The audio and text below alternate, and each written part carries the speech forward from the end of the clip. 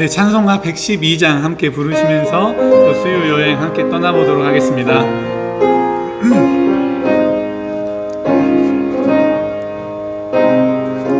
그 맑고 환한 밤중에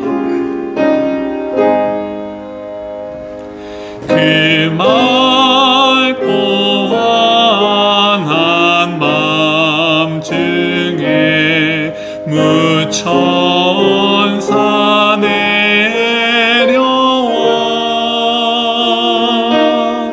그 손에 비파 들고서 다 찬송하기를 평강의 왕이 오시니 다 평안하여라.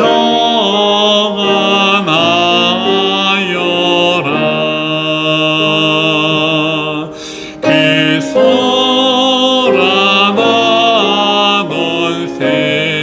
세상이 다 고요하도다.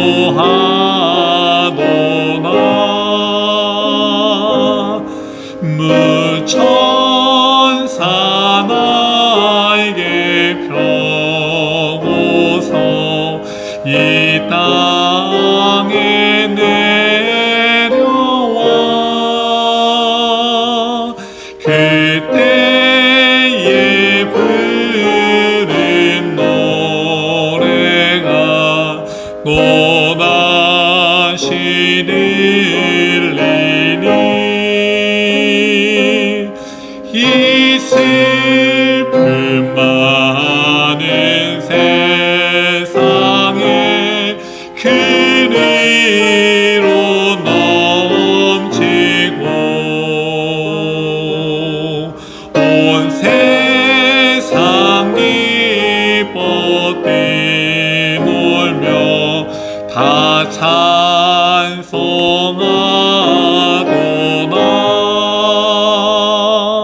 이 괴로움 많은 세상에 짐 지고 가는 자 그 험산 출령 넘느라 온 몸이 고난하나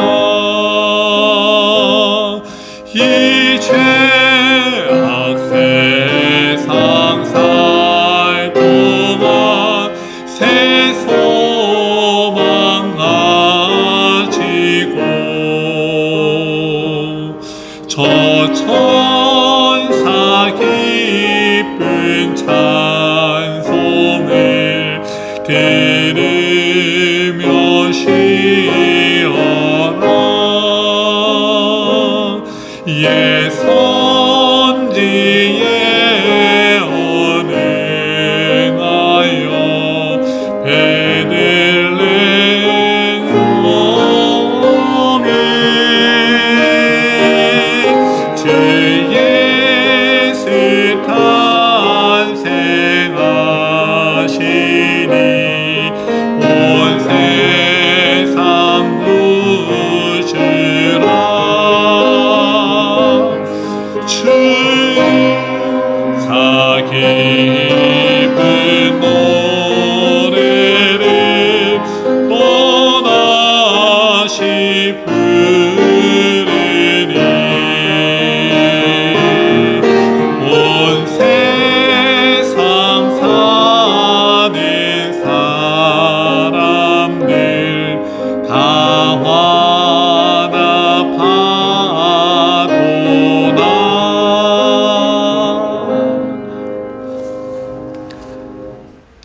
여섯째 달에 천사 가브리엘이 하나님의 보내심을 받아 갈릴리 나사렛이란 동네에 가서 요셉이라 한 사람과 약혼한 처녀에게 이르되 그 처녀의 이름은 마리아라. 그에게 들어가 이르되 은혜를 받은 자여 평안할지어다 주께서 너와 함께 하시도다 하니 천사가 이르되 마리아여 무서워하지 말라. 내가 아멘. 네, 오늘 역시 선지서에 대한 이야기를 함께 나눌 텐데요.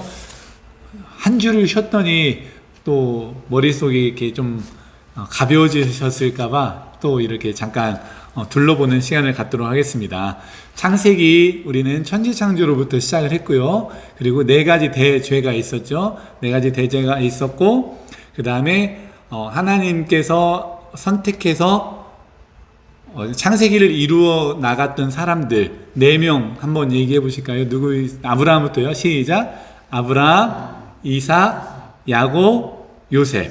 네, 그리고 출애굽기는요. 출애굽기 누가 나옵니까? 네, 모세가 나오고 10가지 재앙으로 출애굽이 되었다가 10가지 계명으로 하나님과 언약 가운데 서게 됩니다. 그리고 이제 출애굽기가 끝난 다음에 출애굽기 안에서 계속 이제 언약이 세워지고 말씀들이 여러 가지 세부적인 사항들이 다 세워진 다음에 성막도 세워지고, 그리고 이제 레위기로 넘어가죠. 레위기에서는 중요한 단어 하나를 우리가 기억하자고 했었죠. 예, 성결, 거룩, 성결이라고 하는 그 단어를 우리가 끄집어낼 수가 있었고요. 여정이라고 하는 그런 단어를 민수기에서 끄집어낼 수가 있습니다. 그리고 민수기의 뜻은 무엇이었습니까? 예, numbers, 예, 숫자를 세는 거예요. 그래서 이 훗날에 가나안 땅에 갔을 때 전쟁할 수 있는 숫자까지도 마지막에 세는 것으로 민수기가 이루어져 있고요. 그 다음에 신명기는 모세의 6가지 유언과 같은 설교라고 말씀을 드렸습니다. 그리고 이제 여호수아서에서는 이 여호수아가 이제 주요 인물로 나오게 되겠고요. 여호수아서에서 했던 것은 땅을 분배하는 일, 그리고 각 분배된 땅들의 지파에게, 저는 옛날에 어릴 때 그 지파에게 그냥 그 땅을 다 띄어가지고 이렇게 준 줄 알았어요. 근데 그것이 아니라, 야, 니네가 가서 거기 점령해 라고 하면서 쳐들어갈 그 지역을 분배한 그런 일이었더라고요. 그래서 이제 각 지파 12지파로 이루어졌습니다. 이 야곱의 아들들의 이름을 주로 땄고요. 그리고 레위 지파는 없죠. 그래서 레위 지파 대신에 요셉 지파가 없죠. 요셉 지파가. 그래서 요셉 지파 대신에 2지파가 나오죠. 2지파, 어떤 지파입니까? 예, 에브라임, 므낫세, 이렇게 이 2지파가 들어오게 되는 것을 볼 수가 있습니다. 그리고 그렇게 이제 여호수아기서가 끝나고 각 지파의 수장들로 이루어진 사사들이 있죠. 사사들에서 우리가 좀 기억하고자 했던 사사들이 몇 명 있었습니다. 가장 사사기 들어가기 전에 사사기에서 첫 사사가 누구였습니까?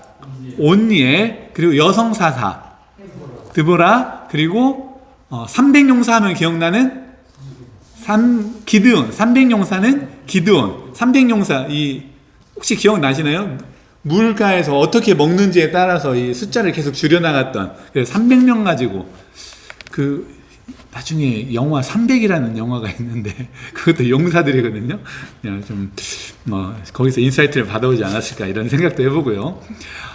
그리고, 또 이제, 힘센 삼손이 있습니다. 그리고 나서, 이제 사사기가 끝나고 뭐 또 다른 사사들이 많이 있지만 이제 마지막 사사라고 일컬어지는 누가 나옵니까? 사무엘 기억나시죠? 사무엘이 마지막 사사이면서 그 마지막 사사를 통해서 이 누구를 세우게 됩니까?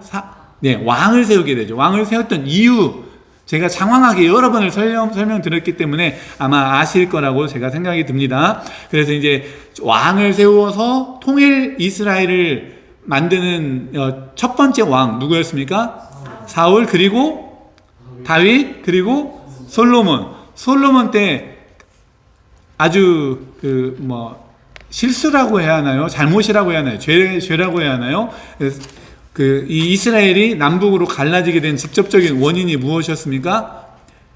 고역이었죠. 고역. 무려 몇 년간 건축을 했다고 했어요? 20년간 건축을 하는데 7년은 성전, 그리고 13년은 왕궁을 건축하는데 20년간을 들였으니 20년 동안 얼마나 많은 세금을 걷어들였을 것이며 얼마나 많은 인력들을 데리고 왔을 겁니까? 그리고 그 데리고 온 사람들이 주로 캐피럴이었던 이 예루살렘 사람들은 주로 그냥 행정적인 일들을 했고, 다 노동하는 것들은 다 이곳저곳에서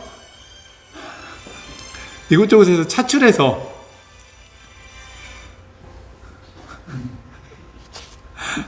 네. 누가 이렇게 벨소리를 이렇게 안 끄고 있었어요? 제 전화기. 네, 하여튼 그랬습니다. 그래서 그것 때문에 이제 지방 사람들의 불만이 굉장히 많아졌고, 그로 인해서 그 지방 사람들의 대표, 누가 대표로 이렇게 옵니까? 모든 지방 사람들의 우두머리를 데리고 이 솔로몬이 죽고 나서 그 다음 왕이 되었던 르호보암에게 누가 찾아옵니까? 여로보암이 여러 수장들을 데리고 와서 찾아와 가지고 정중하게 이야기를 하죠. 우리 좀 이렇게 힘들지 않게 해줘라. 그랬더니 여로보암이 노 해버린 거죠. 그로 인해서 확 갈라져 버립니다. 그래서 북이스라엘은 누구 중심으로 이루어졌습니까? 여로보암으로 이루어졌고, 남유다는 르호보암으로 이루어졌고, 그럼에도 불구하고 여로보암이 사실 멋있는 사람이었을 것 같은 생각이 들어요. 이 리더십도 있고, 그 전에 이미 또 장군이었다고 하더라고요. 그런데도 불구하고 하나님은 그것을 원치 않으셨고, 여러 가지 여로보암의 큰 실수, 죄악이 있었죠. 이 산당을 짓는다라든지, 이 제사장을 아무나 세운다라든지, 이런 죄악들 때문에 이 이름이 졸졸졸 따라다녀요. 열왕기서 계속해서 잘못한 사람만 있으면은 뭐라고 이야기를 합니까? 여로보암의 죄를 따라 라고 하면서 여로보암 완전히 파 묻혀버립니다. 그래서 이제 여로보암은 대역 죄인으로 이렇게 딱 인지가 우리한테 딱 되는 일이 벌어집니다. 그래서 여로보암의 죄를 따라왔던 그 북이스라엘은 좀 더 일찍이 어느 제국에게 멸망을 합니까? 아수르에게 멸망을 하고, 그 다음에 남유다, 그나마 좀 이렇게 선한 왕들도 꽤 나왔던 그 남유다는 아수르에게서는 겨우 버텨내고 벗어나고, 그 다음 언제 무너집니까? 누구에게 무너집니까? 바벨론 제국 때에 무너지게 됩니다. 그리고 아수르에게 무너졌던 북이스라엘은 이제 흔적도 없이 그대로 그냥 딱 사라져 버려요. 다 믹스돼 버립니다. 믹스돼 버리고 사라져 버리고, 이제 성경의 포인트는 남유다에게 가 있습니다. 남유다가 포로로 다 이 바벨론으로 이제 끌려가게 되었어요. 끌려가게 되었는데 그곳에서 몇 년 만에 돌아오게 됩니까? 70년 만에. 어떻게 돌아와요? 나라가, 통치하는 제국이 바뀌어버리죠. 어느 제국으로 바뀝니까? 바사로 바뀝니다. 그래서 우리는 제국 3개를 지금 딱딱딱 이야기를 한 거예요. 가장 먼저 아수르, 바벨론, 바사. 네, 그렇게 해서 바사까지 이어진 그 제국으로 쭉 이어지면서 이제 우리가 바로 10과에 다다르게 되었죠. 10과에서는 지지난주에는 우리가 선지서에 대한 이야기를 많이 나눴어요. 선지서, 대선지서, 소선지서 다 기억나시나요? 소선지서는 기억하지 못하더라도 대선지서는 그래도 많이 들어보셨으니까 기억하실 수 있을 것 같은데요. 먼저 이사야부터 할게요. 이사야, 예레미야, 예가는 이제 번외로 이렇게 하고, 그리고 다니엘, 이사야, 예레미야가 에스겔, 다니엘. 네. 그래서 이제 크게는 4명이고 5권입니다. 4명, 5권. 그리고 이 나머지 12소 선지서들이 있죠. 12소 선지서들을 성경책을 보셔서 이렇게 찾아보시면 될 것 같습니다. 그리고 그 대선지서와 소선지서를 구분했던 것은 그냥 책의 분량이었던 것을 기억을 하시면 되겠습니다. 그게 지난주까지 했던 이야기들. 근데 이제 그 그 선지서들이 쓰여진 배경은 언제가 배경이었냐? 바로 여기 지금 앞에 나와 있는 그림과 같이 아수르에게 끌려가던, 칼로 망하고 끌려가던 때, 그리고 끌려가서, 그리고 돌아오고 나서, 그렇게 해서 이제 바벨론과 아수르 그런 제국들에게 포로 생활과 관련된 일들이 바로 이제 선지서와 굉장히 밀접하게 있다라는 거죠. 포로 생활, 물론 그 전에도 여러 선지자들이 있었지만 선지서로 하자면은 그냥 포로 생활이라고 생각하시면 되겠습니다. 포로 생활 때와 포로 생활이 끝난 다음에 돌아와서의 그런 이야기라고 할 수가 있겠습니다. 자, 그러면 지난주에 제가 말씀드린 바와 같이 이 죄에 대한 구체적인 어떤 선포들을 선지자들이 했는가에 대해서 우리 또 오늘 잠깐 알아보고 마치도록 하겠습니다. 2장으로 이루어져 있고요. 첫 번째는 개인적인 죄라고 생각을 하시면 되겠습니다. 개인적인 죄, 개인이 보통 짓는 죄. 그리고 두 번째는 개인이 아니면은 이제 뭐 단체인가요? 국가에서 국가적으로 짓는 죄라고 이렇게 이야기를 할 수가 있습니다. 자, 그러면은 보겠습니다. 맨 위에 어떤 그림이 있습니까? 누가 있습니까? 하나님이 뭘 하고 계세요? 망치질을 하고 있나요? 재판봉이죠. 재판봉. 판결할 때 쿵쿵쿵 하는 거예요. 지금 심판하고 있다라는 얘기를 이 그림은 나타내주고 있는 것입니다. 맨 위에 하나님 그림 안에 심판봉이 있는 거. 지금 심판 중이다. 심판 중인데 누구를 통해서 심판을 하고 있냐? 아수르와 바벨론을 통해서 심판을 하고 있다. 그때 무엇에 대해서 심판을 하고 있느냐라고 하는 것이 바로 이 6개의 그림으로 나타나 있다라고 생각을 하시면 되겠습니다. 먼저 첫 번째 그림, 왼쪽 위에 거 그림 한번 보시겠습니다. 어떤 그림입니까? 왜 심판했을까? 이게 뭐기 때문에 심판이에요? 죄이기 때문에 심판이었다라는 겁니다. 어떤 죄를 선지자들이 지적을 했을까요? 제가 구체적으로 어떤 선지자가 어디에 나와 있다라고 하는 것을 말씀을 드리지는 않겠습니다.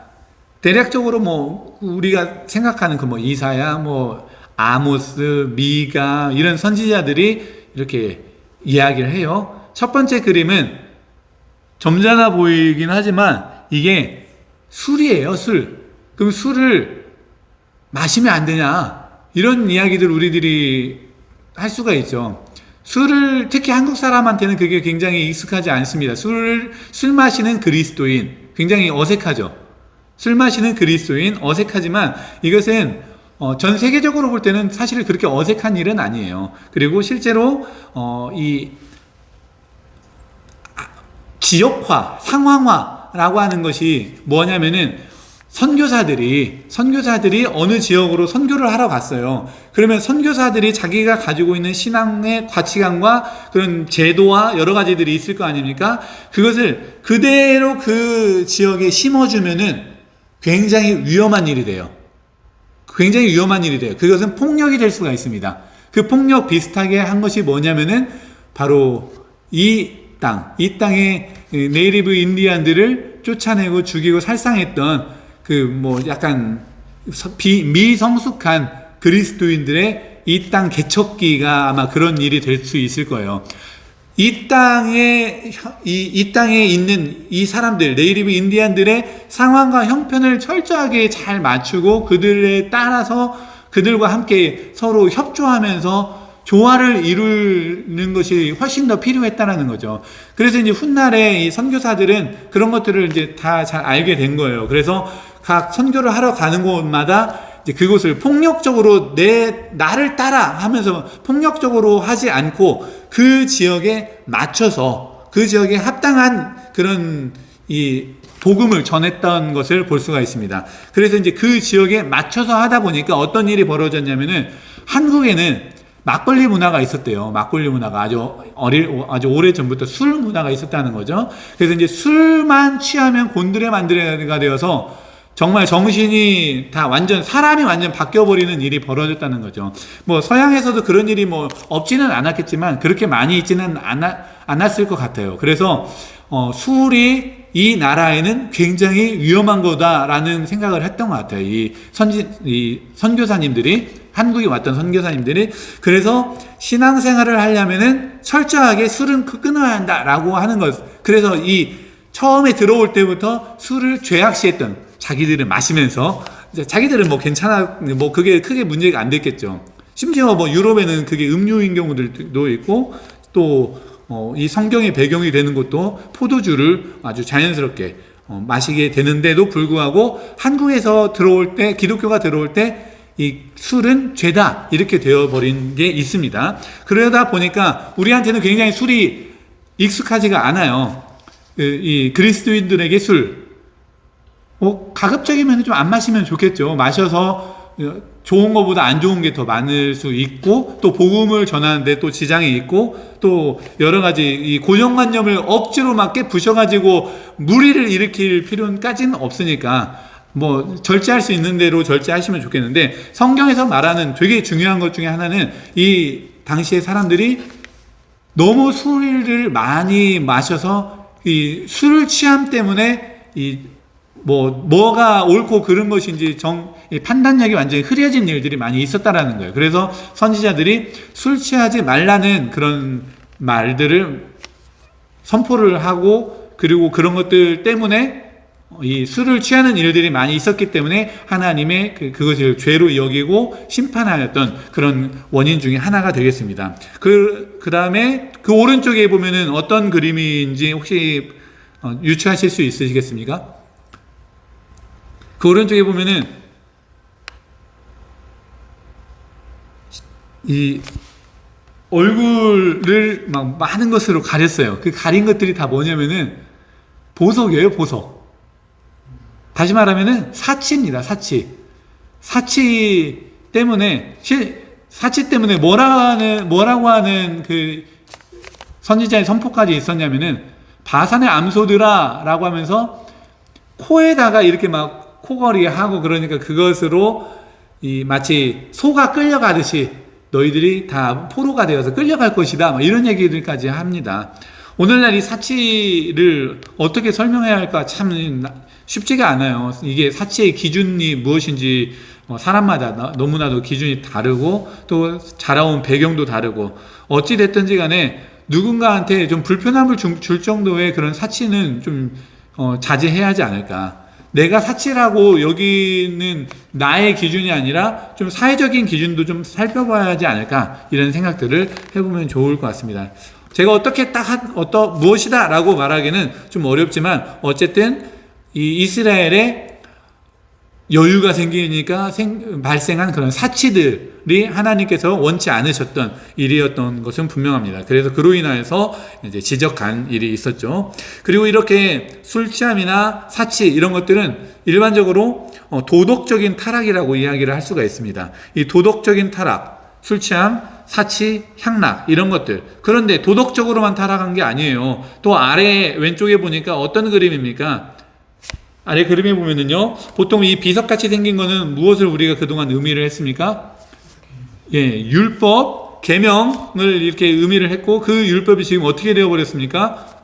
깨져버렸어요. 와장창 깨져버렸습니다. 그리고 그 왼쪽에는 두루마리가 있는데, 그것도 역시 마찬가지로 무엇을 상징합니까? 계명을 상징을 하는 거죠. 하나님의 말씀을 상징을 합니다. 그 말씀이 펼쳐 있는 것 하나 없고 다 그냥 감싸져 있는데, 그 감싸져 있는 곳에 지금 뭐가 혹시 자세히 보이시는 게 있나요? 선이 막 그어져 있죠. 그 선이 뭘까요? 거미줄입니다. 거미줄. 네. 옛날에 우리 부흥사 목사님 가끔씩 이제 오셔가지고 훅탁이 뭔지 아냐 이렇게 물어보셨어요. 훅탁이 뭔지 아십니까? 집에 이제 딱 신방을 갑작스럽게 딱 가니까, 신방을 가니까 성경책을 가져와야 할 거 아닙니까? 성경책을 가져오려고 딱 봤더니 성경책이 하도 그냥 처박혀 있어가지고 먼지가 너무 많이 쌓여져 있었다는 거죠. 그래서 탁 하고 이제 가져왔다. 그러지 말아라 라고 하는 의미로 이제 부흥 강사 목사님들이 이렇게 얘기를 하셨던 기억이 제가 얼핏 나요. 그게 뭐냐면은, 성경을 사랑하지 않고, 오늘날로 하자면은 성경을 읽지 않고 그저 그냥 어디 창고 같은 데다 이렇게 박아 놓고서 그렇게 박아 놓고서 그 거미줄이 다 쳐질 때까지 이렇게 등한시했다라고 하는 그림을 지금 보여주고 있는 것인데요. 이것은 율법을 무시하는, 율법을 파괴하는, 율법을 형식화하는 그런 일들을 나타내고 있다라고 이야기를 할 수가 있겠습니다. 그러면은 그 오른쪽에 입술은 뭘까요? 이거는 오늘날에 입술이 있고 달러 마크가 있어요. 오늘날에 스피커들한테 하는 말입니다. 스피커들은 옛날에는 그 스피커가 보통 프리처만으로 생각을 했죠. 목사님들 설교하는 사람들로만 생각을 했는데, 오늘날은 이제 만인 제사장에 대한 그런 인식들도 많이 생겼고, 그리고 여러분들도 어느 곳에 가서 뭐 간증을 한다든지 하나님을 증거한다든지 뭐 이렇게 입술로 뭐 성경에 대한 이야기를 할 때도 많이 있지 않겠습니까? 이웃들과. 그럴 때 소위 돈을 받고 그 사람의 귀를 즐겁게 해주는 그런 광대와 같은 입술을 나타낸 것이 바로 이 그림입니다. 설교를 하는데 돈을 많이 주면은 그 사람들을 즐겁게 해주는 거예요. 뭐 코미디언도 아니고 뭐 그것을 좀 더 명확하게 이야기하자면은 오늘날의 많은 설교가들, 많은 크리스찬들이 사람들한테 정확한 하나님의 메시지를 선포하는 것이 아니라 그 사람의 기분을 좋게 하는 데 초점이 많이 맞춰져 있고, 오직 당연히 필요한 거지만 오직 성도들을 위로하는 좋아하는 말씀만 들려주는 것에 너무 익숙해져 버렸다라는 거예요. 특히 사례비를 많이 주는 교회일수록 그렇다라고 하는 것이 이 그림이 나타내주고자 하는 것 중에 하나입니다.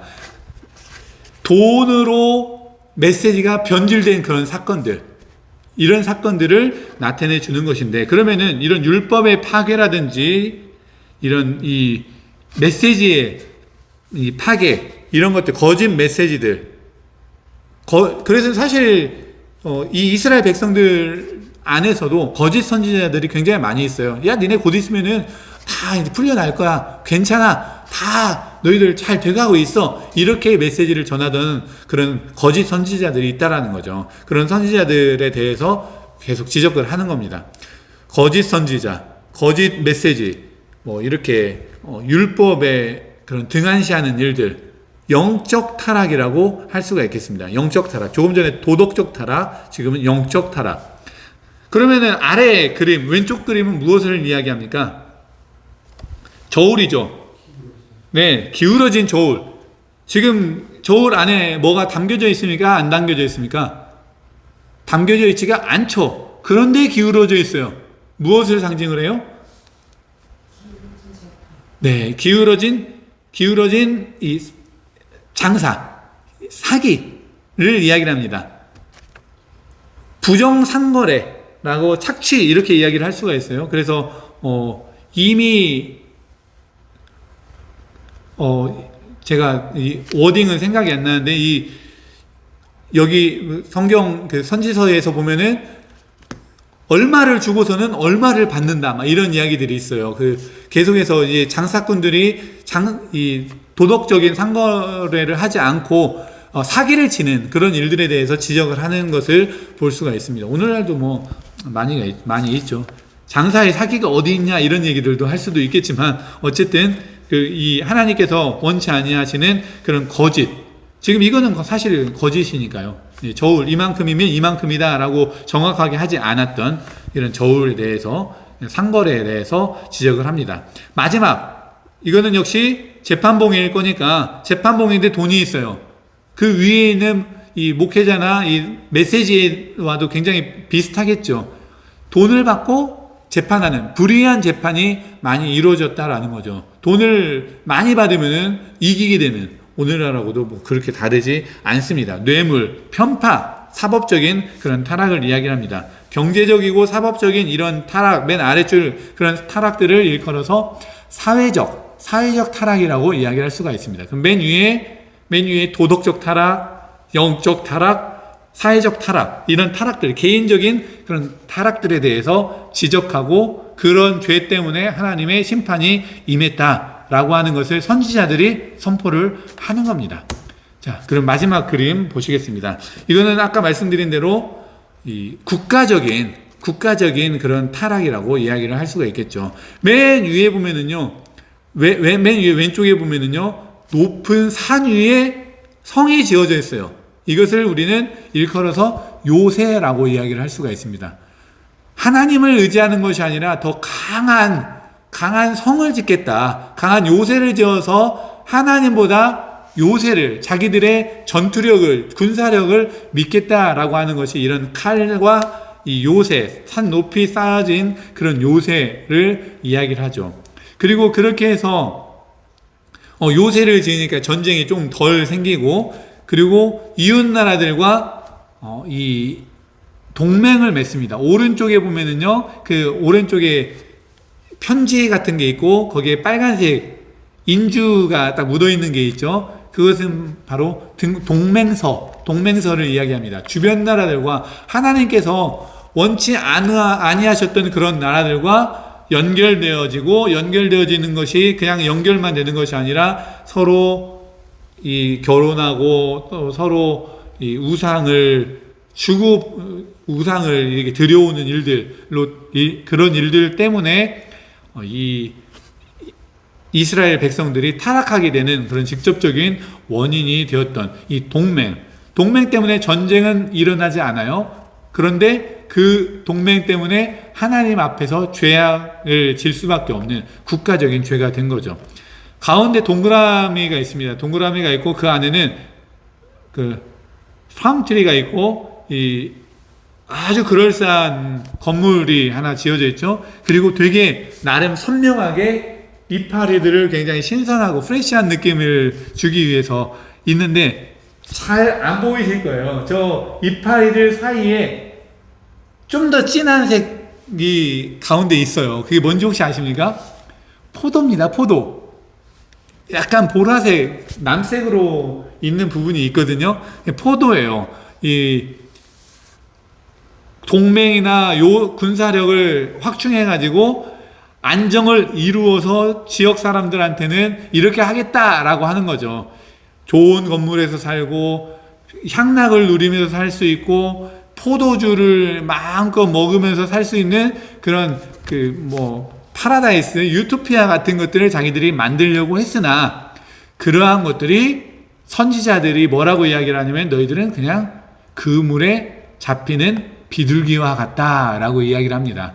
너희들의 그런 생각과 너희들의 계획으로 세워지는 그런 나라들, 하나님 원치 아니하시는 그런 나라들은 다 그물에 잡혀버리는 그런 어리석은 비둘기가 되는 것이다 라고 이야기를 합니다. 그래서 왼쪽에 그물에 잡힌 새가 한 마리가 있는 거죠. 그러면서 또 뭐라고 하냐면은 내가 여호와가 만군의 여호와의 말이니라 라고 하면서 내가 표범과 같이 너희들을 언제든 물어뜯을 수 있도록 너희들을 이렇게 잡아 먹으리라, 삼키리라, 이런 메시지를 하나님이 한다라는 거죠. 그것을 선지자들이 이야기를 합니다. 왜? 하나님을 섬기지 않고 하나님을 의지하지 않고 너희들의 인간적인 계획과 판단을 의지했던 그 모든 것들을 하나님이 원치 아니하신다. 너희들이 아무리 예배를 드려도 그 오른쪽에 그 표범 위에 보면은 비석이 있어요. 항상 비석은 이제 율법과 관련되어졌지 않습니까? 그 너희들이 그런 율법을 지킨다고 그렇게 흉내만 내고 하는 그런 것들, 내가 너의 절기를 전혀 기뻐하지 않을 것이다. 받지 않을 것이다. 이런 이야기를 하면서 너희 예배를 받지 않을 것이고 너희 비파 소리도 듣지 않을 것이고 이런 얘기들을 계속하면서 하나님 너희들의 그런 모습들을 원치 않아 라고 하는 것을 선지자들이 이야기합니다. 그리고서는 너희들이 그렇게 열심히 지었던 요새 그런 모든 건축물 다 와르르 무너져 버릴 거야 라고 이야기를 하는 것이 그들의 메시지입니다. 아래 보시면은 그 그루터기만 남아있고 다 무너져 버린 이런 돌들이 이렇게 보이실 겁니다. 그런 선포들을, 국가적인 죄악들에 대한 선포들을 하는 선지자들의 모습을 우리가 볼 수가 있습니다. 그렇게 여호와께서 이와 같이 말씀하셨다라고 하면서 개인적인 죄들 그리고 국가적인 죄들을 중심으로 선포했던 선지자들의 그런 구약의 이야기들이 있는 것을 기억하시면 좋겠습니다. 그거 위에 있는 건 뭐예요? 이 비석이요, 비석. 비석이요? 네네. 그 비석이라고 하는 게 이제 율법, 너희들이 율법을 지킨다고 하는데 그 율법을 그 율법에 따라서 예배를 드리고 제사를 드린다고 하지만 그러한 것들, 너희들의 그런 제사들은 내가 받지 않겠다. 뭐 이런 이야기들이 되겠습니다. 네. 질문 있으신가요? 저 그림만 봤을 때는요, 목사님께서 설명을 해주시니까 이해가 되는데 그냥 그 그림만 봐가지고는 추상화 같이 보여요. 네. 설명이 월세했다는 얘기네요.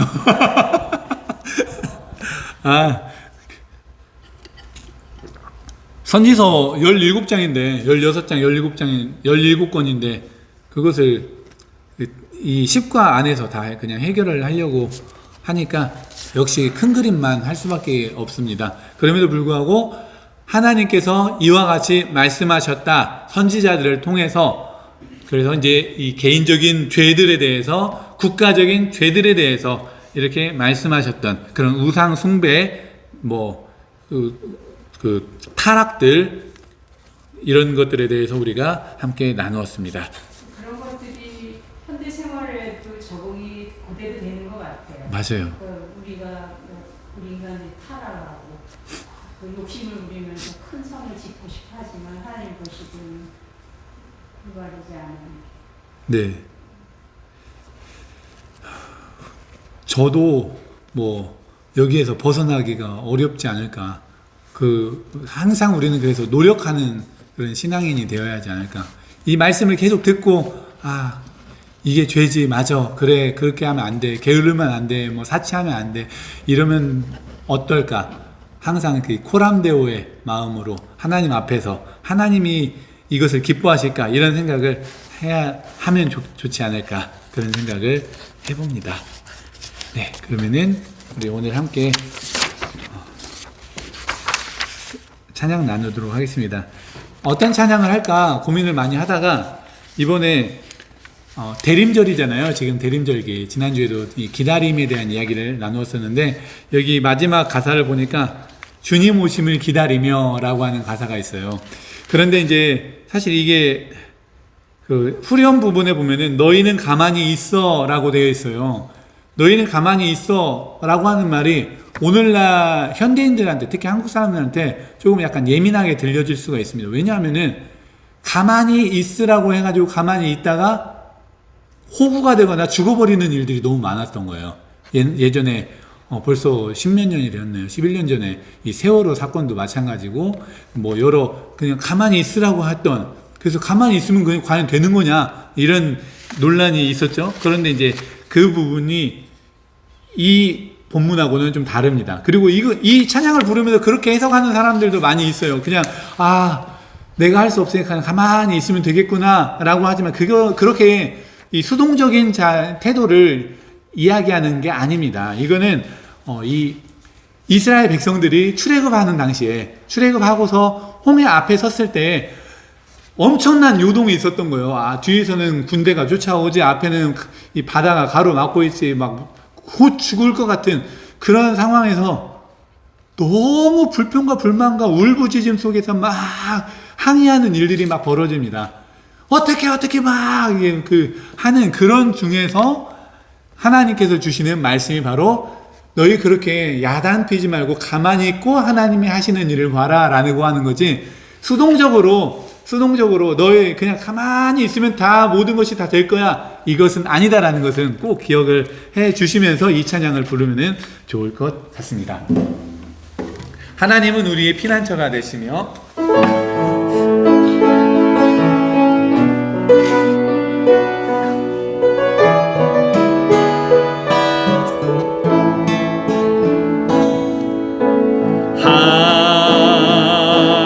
하나님은 우리의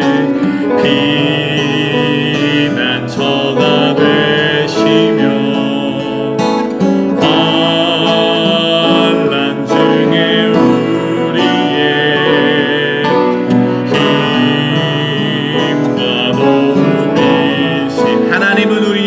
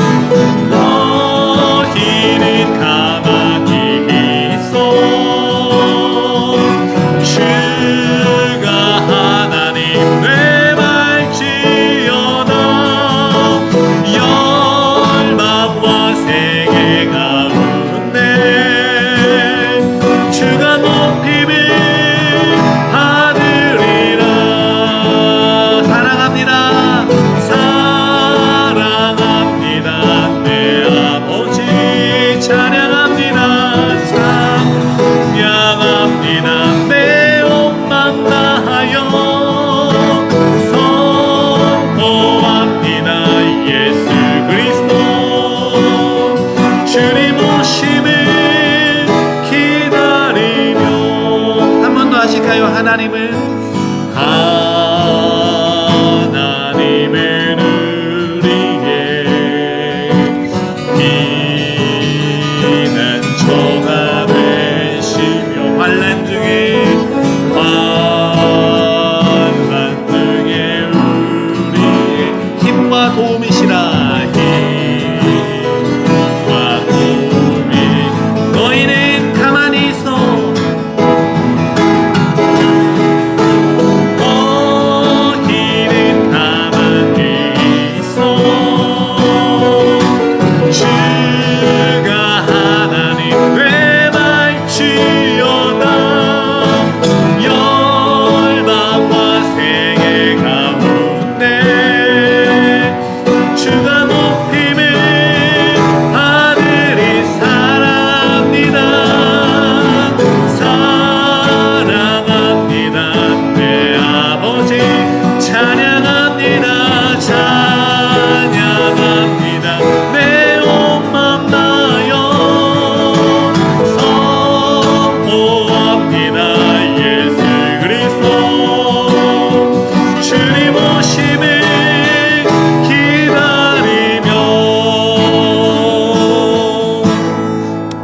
함께 기도하겠습니다. 함께 나누어지는 그런 기도 제목과 같이 이 성경 여행을 통해서 우리의 모습을 돌아보며 영적인 충만함이 있게 해달라고 함께 기도하시기를 원합니다. 또 교회와 이웃과 환우들을 위해서 함께 기도해 주시기를 바랍니다. 이 겨울이 되었어요. 또 많이 추워졌습니다. 이 추운 겨울이 우리보다 더 추운 사람들이 많이 있습니다. 그 사람들에게 따뜻한 온정이 많이 느껴지게 해달라고, 그런 넓은 마음들이 사람들 안에 많이 심겨지게 해달라고 함께 기도해 주시기를 바랍니다. 휴스턴 지역의 교회들을 위해서, 교단과 나라와 민족을 위해서 우리 이 시간에 같은 마음으로 합심하여 기도하겠습니다.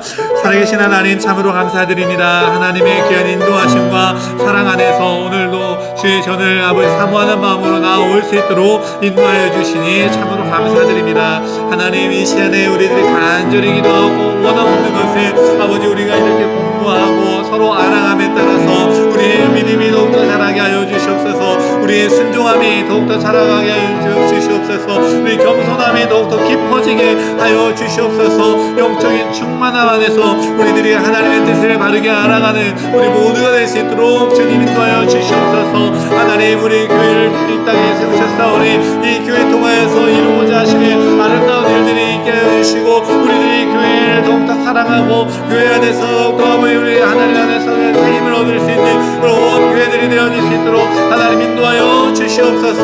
우리가 이웃들과 환우들을 위해서 날마다 기도하기를 힘쓰게 하여 주시고, 아버지 특별히 이 겨울에 아버지 힘들어하는 영혼들이 많이 있습니다. 더 추운 자들이 많이 있습니다. 그들의 마음 마음이 따뜻하게 녹아질 수 있도록 우리의 작은 입술을 벌려 그들에게 아버지 그들을 아버지 도와주게 하여 주시고 그들에게 아버지 선한 일들을 행할 수 있도록 하나님 인도하여 주시옵소서. 하나님 세상 모든 지역의 교회들이 하나님 땅에서 아버지 한마디 되어질 수 있도록 인도하여 주시고 주님을 온전히 의지하는 그런 교단들이 다 되어질 수 있도록 인도하여 주시옵소서. 오직 하나님만을 영화롭게 하게 부족함이 없는 우리 모두가 될 수 있도록 주님 인도하여 주시옵소서. 특별히 아버지 환자들이 있습니다. 그들 연약함들을 주님께서 불쌍히 여겨주시고 강건하여 주의 손으로 아버지 나오게 부족함이 없도록 마음껏 신앙하게 부족함이 없도록 하나님 도와주시옵소서. 하나님 감사드리며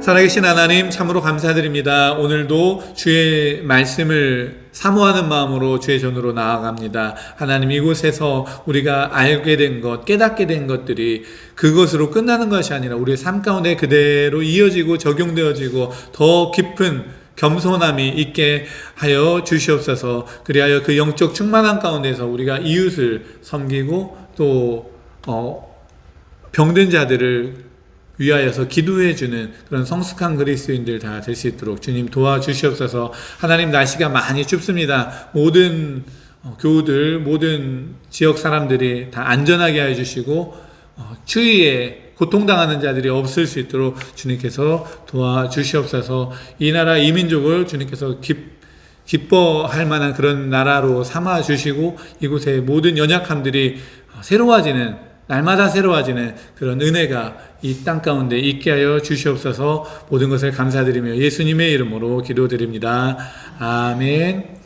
하늘에 계신 우리 아버지의 이름을 거룩하게 하시며 아버지의 나라가 오게 하시며 아버지의 뜻이 하늘에서와 같이 땅에서도 이루어지게 하소서.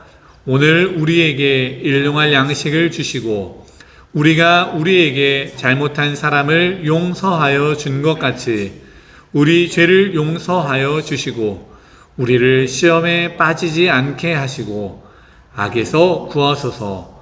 나라와 권능과 영광이 영원히 아버지의 것입니다. 아멘.